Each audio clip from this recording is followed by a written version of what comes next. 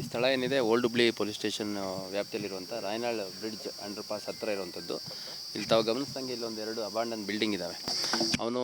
ನಾನು ಈ ಅಬಾಂಡನ್ ಬಿಲ್ಡಿಂಗ್ಗಳ ಸುತ್ತಮುತ್ತ ಬಿಲ್ಡಿಂಗ್ಗಳಲ್ಲಿ ವಾಸ ಮಾಡ್ತಾ ಇದ್ದೆ ಅಂತಂದು ನಮಗೆ ವಿಚಾರಣೆಯಲ್ಲಿ ಹೇಳ್ತಾನೆ. ಆ ಸಂದರ್ಭದಲ್ಲಿ ಅವನಿಗೆ ಸಂಬಂಧಪಟ್ಟಂಥ ಐಡೆಂಟಿಟಿ ಎಸ್ಟಾಬ್ಲಿಷ್ ಮಾಡುವಂಥದ್ದು, ಏನಾದರೂ Aadhaar card, passbook, ATM card, mobile ಆ ಥರದ್ದು ಏನಾದರೂ ಇರಬಹುದು ಅನ್ನೋ ಕಾರಣಕ್ಕೆ ಇದನ್ನು ತೋರಿಸ್ಲಿಕ್ಕೆ ಕರ್ಕೊಂಬಂದಾಗ ಅವನು ಏಕಾಏಕಿ ಇಲ್ಲಿಂದ ತಪ್ಪಿಸ್ಕೊಂಡು ಈ ಒಂದು ಖಾಲಿ ಜಾಗ ಏನಿದೆ ಇಲ್ಲಿ ಓಡೋಗ್ಲಿಕ್ಕೆ ಪ್ರಯತ್ನ ಮಾಡಿದಂತೆ.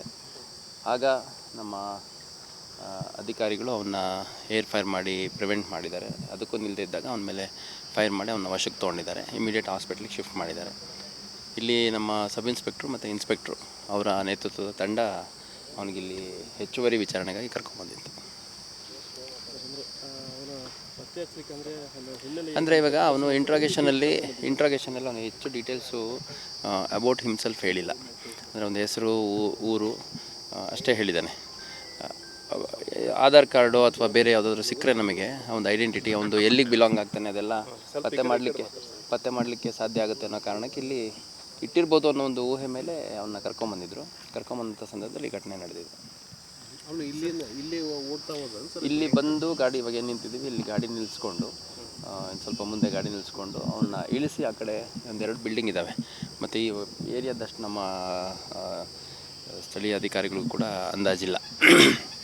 ಸೊ ಆ ಸಂದರ್ಭದಲ್ಲಿ ಬಂದ್ಬಿಟ್ಟು ಯಾವುದು ಖಾಲಿ ಬಿಲ್ಡಿಂಗ್ ಅಂತ ನೋಡಲಿಕ್ಕೆ ಮುಂದೆ ಕರ್ಕೊಂಬಂದು ನಿಲ್ಲಿಸ್ಕೊಂಡು ಆಮೇಲೆ ಮತ್ತೆ ವಾಪಸ್ ಕರ್ಕೊಂಡು ಹೋಗ್ಲಿಕ್ಕೆ ಹೋಗಿದ್ದಾನೆ. ಆ ಕಡೆ ಹೋದಾಗ ಏಕಾಏಕಿ ಕಿತ್ಕೊಂಡು ಓಡೋಗ್ಲಿಕ್ಕೆ ಪ್ರಯತ್ನ ಮಾಡಿದಂಥ ಸಂದರ್ಭದಲ್ಲಿ ಅವನು ಈ ಥರ ಗಂಭೀರ ಪ್ರಕರಣದ ಆರೋಪಿಯಾಗಿರೋದ್ರಿಂದ ಮತ್ತು ನಮ್ಮ ಅಧಿಕಾರಿ ಸಿಬ್ಬಂದಿಗಳ ಮೇಲೆ ಹೆಚ್ಚುವರಿ ಹಲ್ಲೆ ಮಾಡುವಂಥದ್ದನ್ನು ತಡೀಲಿಕ್ಕಾಗಿ ಏರ್ ಫೈರ್ ಮಾಡಿ ಅವನಿಗೆ ವಾರ್ನ್ ಮಾಡಿದಾಗ ಕೂಡ ಅವನು ಬಗ್ಗಿಲ್ಲ. ನಂತರದಲ್ಲಿ ಅವನ ಮೇಲೆ 2 ರೌಂಡ್ ಫೈರ್ ಮಾಡಿಬಿಟ್ಟು ಅವನ್ನ ವಶಕ್ಕೆ ತೊಗೊಂಡಿದ್ದಾರೆ. ಇಮಿಡಿಯೇಟ್ ಹಾಸ್ಪಿಟ್ಲಿಗೆ ಶಿಫ್ಟ್ ಮಾಡಿದ್ದಾರೆ. ಹಾಸ್ಪಿಟ್ಲಿಗೆ ಹೋದಂಥ ಸಂದರ್ಭದಲ್ಲಿ ಅಲ್ಲಿ ಬ್ರಾಡ್ ಡೆಡ್ ಅಂತ ಡಿಕ್ಲೇರ್ ಮಾಡಿದ್ದಾರೆ. ಈ ಸ್ಪಾಟಿಗೆ ಏನು ಸರ್, ಇಲ್ಲಿ ಅವನು ಇಂಟ್ರಾಗೇಷನ್ ಮಾಡಿದಾಗ ಅವನ ಹೆಸರು ಮತ್ತು ಅವನ ಏಜ್ ಎಷ್ಟು ಅದಷ್ಟೇ ಡೀಟೇಲ್ಸ್ ಹೇಳ್ತಾನೆ. ಅದಕ್ಕೆ ಪೂರಕವಾಗಿ ಇವಾಗ ಅವನೊಂದು ಹೆಸರು ಹೇಳ್ತಾನೆ, ನಂದು ABC ನನ್ನ ಹೆಸರು ಅಂತ ಹೇಳ್ತಾನೆ. ಆ ABC ಹೆಸರು ಅಂತಂತ ಅಸರ್ಟೈನ್ ಮಾಡ್ಲಿಕ್ಕೆ ನಮಗೇನಾದರೂ ದಾಖಲಾತಿ ಇರಬೇಕಲ್ಲ. ಸೊ ಹಂಗಾಗಿ ಅವನು ಎಲ್ಲಿ ಜನರಲಿ ವಾಸ ಮಾಡ್ತಿದ್ದ ಅಂತಂದರೆ ಇಲ್ಲಿ ನಾನು ಅಲ್ಲಿ ಹೋಗ್ಬಿಟ್ಟು ಅಲ್ಲಿ ಮಲ್ಕೋತಾ ಇದ್ದೆ ಅಂತಂದೆಲ್ಲ ಹೇಳ್ತಾನೆ. ಆ ಸಂದರ್ಭದಲ್ಲಿ ಅವನ್ನ ತೋರಿಸ್ಲಿಕ್ಕೆ ಅಂತ ಕರ್ಕೊಂಬಂದಿದ್ದ. ಅಲ್ಲಿ ನಮಗೇನಾದರೂ ಆಧಾರ್ ಕಾರ್ಡು ಅಥವಾ ಒಂದೇನಾದರೂ ಅಕೌಂಟು ಡೀಟೇಲ್ಸು ಅಥವಾ ಫೋನ್ ನಂಬರು ಏನಾದರೂ ಒಂದು ಡೀಟೇಲ್ಸ್ ಸಿಗ್ಬೋದು ಅನ್ನೋ ಕಾರಣಕ್ಕೆ ಇಲ್ಲಿ ಬಂದಾಗ ಈ ಘಟನೆ ನಡೆದಿದೆ. ಕುಟುಂಬದವ್ರು ಯಾರಾದರೂ ಬಂದಿದ್ದಾರಾ? ಸದ್ಯಕ್ಕೆ ಯಾರೂ ಬಂದಿಲ್ಲ.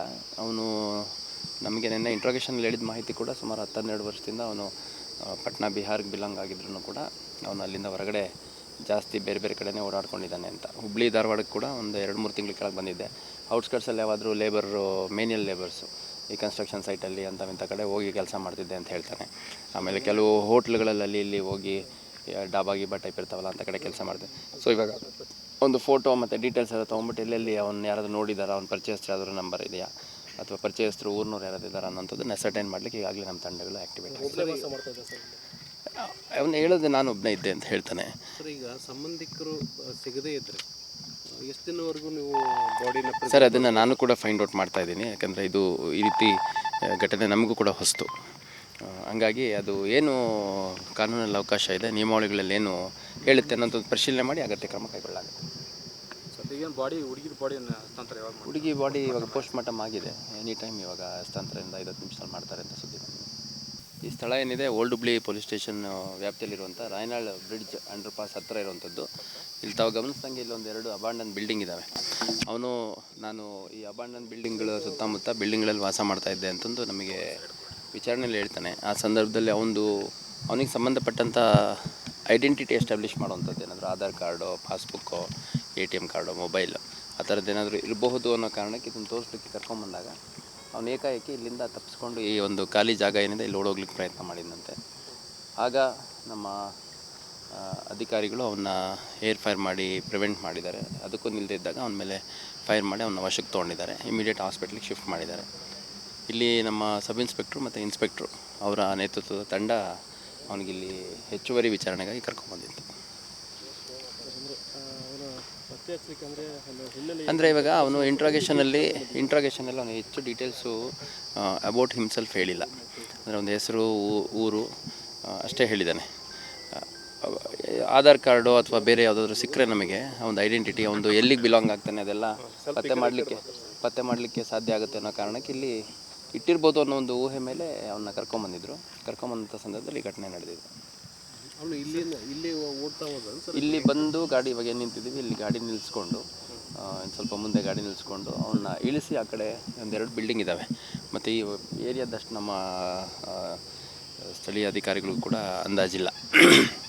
ಸೊ ಆ ಸಂದರ್ಭದಲ್ಲಿ ಬಂದ್ಬಿಟ್ಟು ಯಾವುದು ಖಾಲಿ ಬಿಲ್ಡಿಂಗ್ ಅಂತ ನೋಡಲಿಕ್ಕೆ ಮುಂದೆ ಕರ್ಕೊಂಬಂದು ನಿಲ್ಲಿಸ್ಕೊಂಡು ಆಮೇಲೆ ಮತ್ತೆ ವಾಪಸ್ ಕರ್ಕೊಂಡು ಹೋಗ್ಲಿಕ್ಕೆ ಹೋಗಿದ್ದಾನೆ. ಆ ಕಡೆ ಹೋದಾಗ ಏಕಾಏಕಿ ಕಿತ್ಕೊಂಡು ಓಡೋಗ್ಲಿಕ್ಕೆ ಪ್ರಯತ್ನ ಮಾಡಿದಂಥ ಸಂದರ್ಭದಲ್ಲಿ ಅವನು ಈ ಥರ ಗಂಭೀರ ಪ್ರಕರಣದ ಆರೋಪಿಯಾಗಿರೋದ್ರಿಂದ ಮತ್ತು ನಮ್ಮ ಅಧಿಕಾರಿ ಸಿಬ್ಬಂದಿಗಳ ಮೇಲೆ ಹೆಚ್ಚುವರಿ ಹಲ್ಲೆ ಮಾಡುವಂಥದ್ದನ್ನು ತಡೀಲಿಕ್ಕಾಗಿ ಏರ್ ಫೈರ್ ಮಾಡಿ ಅವನಿಗೆ ವಾರ್ನ್ ಮಾಡಿದಾಗ ಕೂಡ ಅವನು ಬಗ್ಗಿಲ್ಲ. ನಂತರದಲ್ಲಿ ಅವನ ಮೇಲೆ 2 ರೌಂಡ್ ಫೈರ್ ಮಾಡಿಬಿಟ್ಟು ಅವನ್ನ ವಶಕ್ಕೆ ತೊಗೊಂಡಿದ್ದಾರೆ. ಇಮಿಡಿಯೇಟ್ ಹಾಸ್ಪಿಟ್ಲಿಗೆ ಶಿಫ್ಟ್ ಮಾಡಿದ್ದಾರೆ. ಹಾಸ್ಪಿಟ್ಲಿಗೆ ಹೋದಂಥ ಸಂದರ್ಭದಲ್ಲಿ ಅಲ್ಲಿ ಬ್ರಾಡ್ ಡೆಡ್ ಅಂತ ಡಿಕ್ಲೇರ್ ಮಾಡಿದ್ದಾರೆ. ಈ ಸ್ಪಾಟಿಗೆ ಏನಂತ ಹೇಳಿ ಕರ್ಕೊಂಬಂದ ಸರ್ ಇಲ್ಲಿ ಅವನು ಇಂಟ್ರಾಗೇಷನ್ ಮಾಡಿದಾಗ ಅವನ ಹೆಸರು ಮತ್ತು ಅವನ ಏಜ್ ಎಷ್ಟು ಅದಷ್ಟೇ ಡೀಟೇಲ್ಸ್ ಹೇಳ್ತಾನೆ. ಅದಕ್ಕೆ ಪೂರಕವಾಗಿ ಇವಾಗ ಅವನೊಂದು ಹೆಸರು ಹೇಳ್ತಾನೆ, ನಂದು ABC ನನ್ನ ಹೆಸರು ಅಂತ ಹೇಳ್ತಾನೆ. ಆ ABC ಹೆಸರು ಅಂತಂತ ಅಸರ್ಟೈನ್ ಮಾಡ್ಲಿಕ್ಕೆ ನಮಗೇನಾದರೂ ದಾಖಲಾತಿ ಇರಬೇಕಲ್ಲ. ಸೊ ಹಂಗಾಗಿ ಅವನು ಎಲ್ಲಿ ಜನರಲಿ ವಾಸ ಮಾಡ್ತಿದ್ದ ಅಂತಂದರೆ ಇಲ್ಲಿ ನಾನು ಅಲ್ಲಿ ಹೋಗ್ಬಿಟ್ಟು ಅಲ್ಲಿ ಮಲ್ಕೋತಾ ಇದ್ದೆ ಅಂತಂದೆಲ್ಲ ಹೇಳ್ತಾನೆ. ಆ ಸಂದರ್ಭದಲ್ಲಿ ಅವನ್ನ ತೋರಿಸ್ಲಿಕ್ಕೆ ಅಂತ ಕರ್ಕೊಂಬಂದಿದ್ದ. ಅಲ್ಲಿ ನಮಗೇನಾದರೂ ಆಧಾರ್ ಕಾರ್ಡು ಅಥವಾ ಒಂದೇನಾದರೂ ಅಕೌಂಟು ಡೀಟೇಲ್ಸು ಅಥವಾ ಫೋನ್ ನಂಬರು ಏನಾದರೂ ಒಂದು ಡೀಟೇಲ್ಸ್ ಸಿಗ್ಬೋದು ಅನ್ನೋ ಕಾರಣಕ್ಕೆ ಇಲ್ಲಿ ಬಂದಾಗ ಈ ಘಟನೆ ನಡೆದಿದೆ. ಕುಟುಂಬದವ್ರು ಯಾರಾದರೂ ಬಂದಿದ್ದಾರಾ? ಸದ್ಯಕ್ಕೆ ಯಾರೂ ಬಂದಿಲ್ಲ. ಅವನು ನಮಗೆ ನಿನ್ನೆ ಇಂಟ್ರೋಗೇಷನಲ್ಲಿ ಹೇಳಿದ ಮಾಹಿತಿ ಕೂಡ ಸುಮಾರು 10-12 ವರ್ಷದಿಂದ ಅವನು ಪಟ್ನಾ ಬಿಹಾರ್ಗೆ ಬಿಲಾಂಗ್ ಆಗಿದ್ರು ಕೂಡ ಅವನು ಅಲ್ಲಿಂದ ಹೊರಗಡೆ ಜಾಸ್ತಿ ಬೇರೆ ಬೇರೆ ಕಡೆನೇ ಓಡಾಡ್ಕೊಂಡಿದ್ದಾನೆ ಅಂತ. ಹುಬ್ಳಿ ಧಾರವಾಡಕ್ಕೆ ಕೂಡ ಒಂದು 2-3 ತಿಂಗಳ ಕೆಳಗೆ ಬಂದಿದ್ದೆ. ಔಟ್ಸ್ಕರ್ಟ್ಸಲ್ಲಿ ಯಾವಾದರೂ ಲೇಬರು ಮೇನ್ಯಲ್ ಲೇಬರ್ಸು ಈ ಕನ್ಸ್ಟ್ರಕ್ಷನ್ ಸೈಟಲ್ಲಿ ಇಂಥ ಕಡೆ ಹೋಗಿ ಕೆಲಸ ಮಾಡ್ತಿದ್ದೆ ಅಂತ ಹೇಳ್ತಾನೆ. ಆಮೇಲೆ ಕೆಲವು ಹೋಟ್ಲುಗಳಲ್ಲಿ ಅಲ್ಲಿ ಇಲ್ಲಿ ಹೋಗಿ ಡಾಬಾ ಗೀಬಾ ಟೈಪ್ ಇರ್ತಾವಲ್ಲ ಅಂಥ ಕಡೆ ಕೆಲಸ ಮಾಡಿದೆ.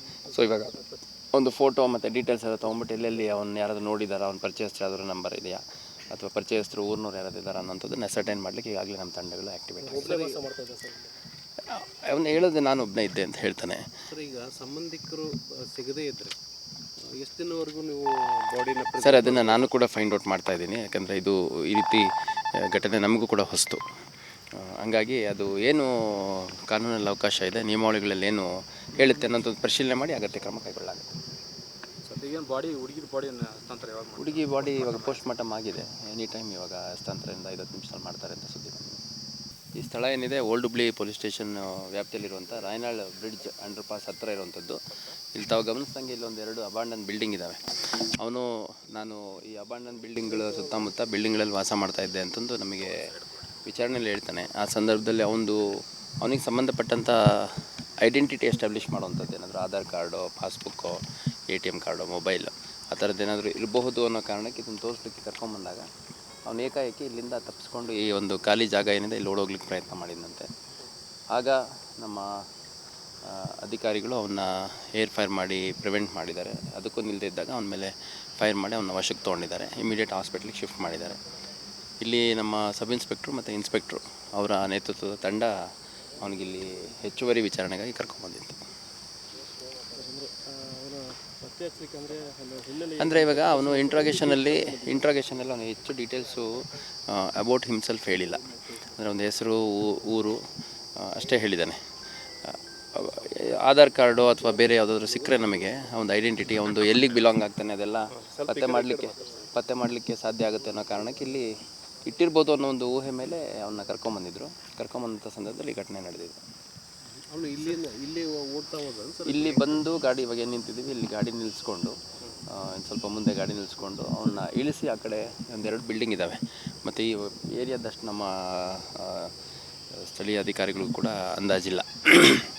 ಸೊ ಆ ಸಂದರ್ಭದಲ್ಲಿ ಬಂದ್ಬಿಟ್ಟು ಯಾವುದು ಖಾಲಿ ಬಿಲ್ಡಿಂಗ್ ಅಂತ ನೋಡಲಿಕ್ಕೆ ಮುಂದೆ ಕರ್ಕೊಂಬಂದು ನಿಲ್ಲಿಸ್ಕೊಂಡು ಆಮೇಲೆ ಮತ್ತೆ ವಾಪಸ್ ಕರ್ಕೊಂಡು ಹೋಗ್ಲಿಕ್ಕೆ ಹೋಗಿದ್ದಾನೆ. ಆ ಕಡೆ ಹೋದಾಗ ಏಕಾಏಕಿ ಕಿತ್ಕೊಂಡು ಓಡೋಗ್ಲಿಕ್ಕೆ ಪ್ರಯತ್ನ ಮಾಡಿದಂಥ ಸಂದರ್ಭದಲ್ಲಿ ಅವನು ಈ ಥರ ಗಂಭೀರ ಪ್ರಕರಣದ ಆರೋಪಿಯಾಗಿರೋದ್ರಿಂದ ಮತ್ತು ನಮ್ಮ ಅಧಿಕಾರಿ ಸಿಬ್ಬಂದಿಗಳ ಮೇಲೆ ಹೆಚ್ಚುವರಿ ಹಲ್ಲೆ ಮಾಡುವಂಥದ್ದನ್ನು ತಡೀಲಿಕ್ಕಾಗಿ ಏರ್ ಫೈರ್ ಮಾಡಿ ಅವನಿಗೆ ವಾರ್ನ್ ಮಾಡಿದಾಗ ಕೂಡ ಅವನು ಬಗ್ಗಿಲ್ಲ. ನಂತರದಲ್ಲಿ ಅವನ ಮೇಲೆ 2 ರೌಂಡ್ ಫೈರ್ ಮಾಡಿಬಿಟ್ಟು ಅವನ್ನ ವಶಕ್ಕೆ ತೊಗೊಂಡಿದ್ದಾರೆ. ಇಮಿಡಿಯೇಟ್ ಹಾಸ್ಪಿಟ್ಲಿಗೆ ಶಿಫ್ಟ್ ಮಾಡಿದ್ದಾರೆ.